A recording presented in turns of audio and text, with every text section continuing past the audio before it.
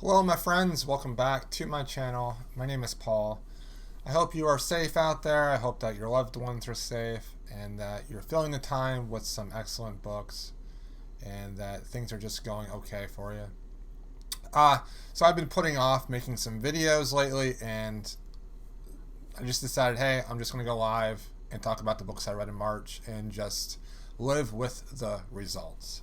So let's see what I read during the month of March. Imposter Syndrome by Michelle Baker. This is the third book in the Arcadia Project series. And it's an urban fantasy series, and it has a lot to do with Fae and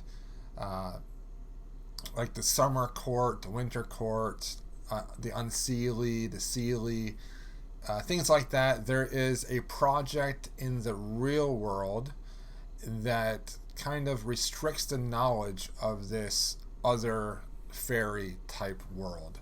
Our main character is an individual that has borderline personality disorder, and she also is disabled. So she's a very interesting character, and it makes the book and the series fantastic because of her character. She's so hard on herself, but she's also so hard on everyone else as well.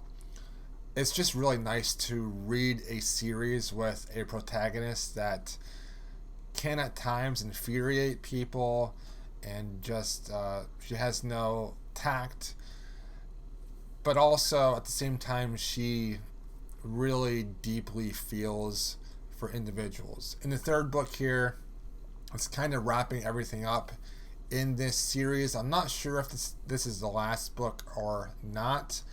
If you like these type of urban fantasy books where there is a fae other world and you like damaged characters, I think you should give this series a try. The first book is called Borderline, and the third book, Imposter Syndrome, I liked it. I thought it was fun. It's a fast read, and it was a good time. The Last Argument of Kings. This is the last book in the First Law trilogy, the first Law trilogy, and I've loved this series quite a bit over the last month or so. Very happy that I read it, and when I first started these, I was expecting like really dark, gritty. I got that, but I didn't get it to a degree that I thought I was going to get. And the thing that really surprised me was that there wasn't a whole lot of sexual violence. And I appreciated that. Even though there was torture and regular violence galore with like people's heads getting chopped off and like mandibles of their face getting pulled out and stuff like that. It was nice to read an epic fantasy series where the threat of rape wasn't all the time. It was just in a few scenes, and that was in this book actually. And I thought this last book really, summed up the entire trilogy really well. The characters either ended up in an okay place, in a worse spot, or slightly better. So this whole series, what was amazing about it was that it really showed that things don't really end up how we want it to. And even though we might be doing the good thing, we might not be good people, and also it might not turn out the way we want it to. And so I appreciated that about this series, and I really want to read more of Joe Abercrombie's work. The Hidden Girl and Other Stories by Ken Liu. This is a short story collection by him, his second short story collection, and I thought this was fantastic. It's mostly science fiction. There's only a few fantasy stories in here, and a lot of the science fiction stories actually build upon the other stories, so they have like a shared world. And quite a few of the science fiction stories is about the singularity, where people upload their consciousness into a huge server and we then live our lives as basically a computer entity. And there were some stories where the father that was passed away came and visited his daughter as one of these computer AIs, and they helped like save the world basically. And then that story led into another story where the daughter and him had to stop these rogue evil AIs. And then there was another story even after that with the same characters. But then thousands of years in the future, it would talk about the same singularity individuals. And then there would be another story that would be in the past that talked about how the company created the server and the singularity and all that stuff. So I thought that was really ingenious and really good. The story that surprised me the most was probably called the one that's called The Message. And that one is about a father and a daughter that are exploring the universe, and they're going to explore this planet that is about to be destroyed. Now, the daughter just lost her mother, and she was estranged to her father, and so she went to be with her father and to explore with him. But their relationship is really strained. And through this exploration, they become father and daughter once again. And she finds out what happened between him and her mother. Fantastic story. All the things in this were fantastic. There's only a few in this collection I did not like. Beyond the Empire by K.B. Wagers. This is the third book in the Gunrunner, Princess Gunrunner series, maybe. But anyways, there's Haley. I think her last name is Bristol, and she, in the previous books, she has become the empress of this empire because her family is getting assassinated. In the third book, she finally finds out who it is that is after her family, why they're doing it, and how they did it. And she has to jump through these hoops and all these traps and things that are set to try to kill her in order to take back her empire, take back her planet, basically. I thought this was fantastic. However, I took a long break between book 2 and 3. And there are a lot of characters. It seemed like every character had a relationship with the main character, as like they were friends or they were guards of that character. So there were a lot of characters thrown at me in this third book that I did not remember from the second book.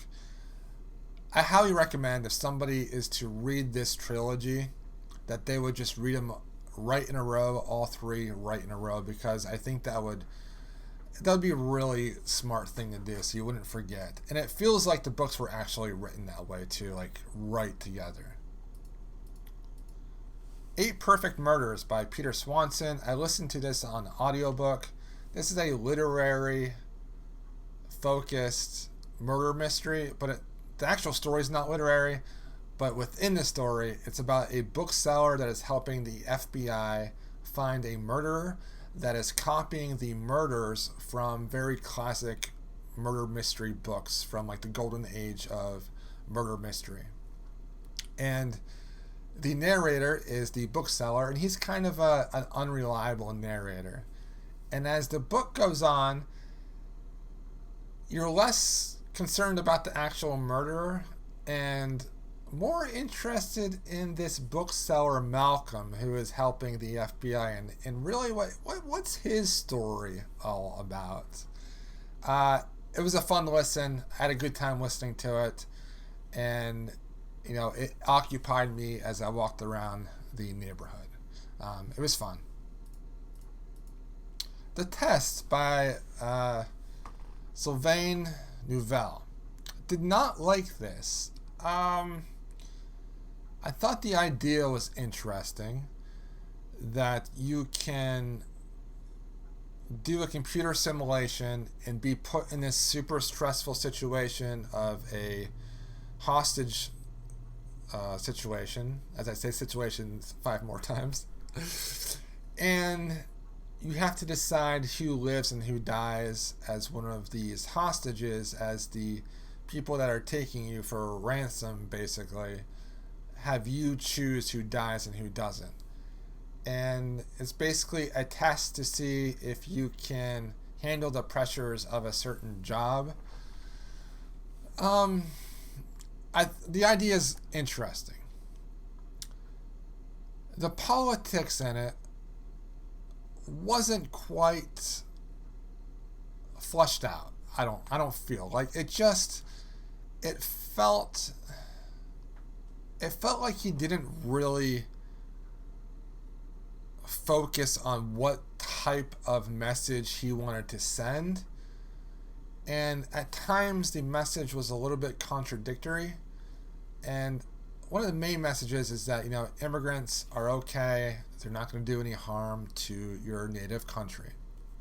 However, at the very end of this, it ends in a way that questions the integrity of the immigrant that's in the story. And I didn't like that. I just thought that was coming back to the story and kind of hurting the theme that the author was trying to make. I wasn't a big fan of this. I listened to this on audiobook, but other people seem to absolutely love it, so it might not just be for me.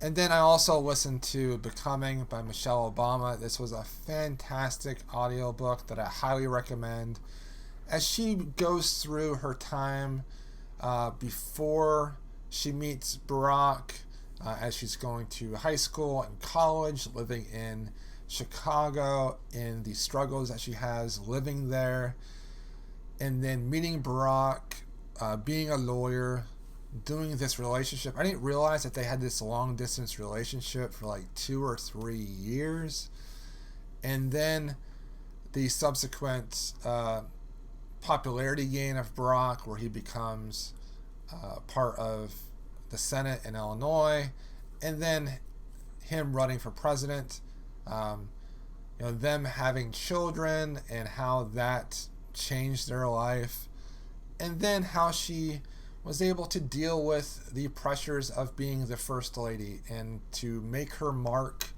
on the position, and how to deal with adversity and critics. And I felt like she really didn't pull any punches here. She just said how she felt. And I think that's why I enjoyed this so much.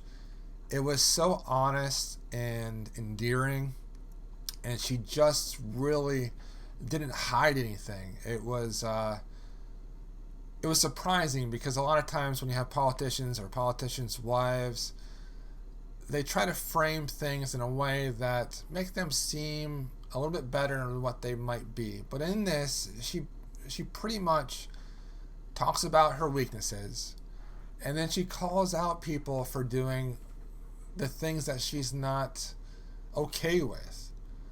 But at the same time, there's this message of cooperation through the entire account that you just really don't see much in politics in the current age. And I thought it was fantastic. Listen to it on audiobook. She does the narration. Put this on hold with Overdrive or Hoopla or whatever you have at your libraries. Fantastic. Highly recommend.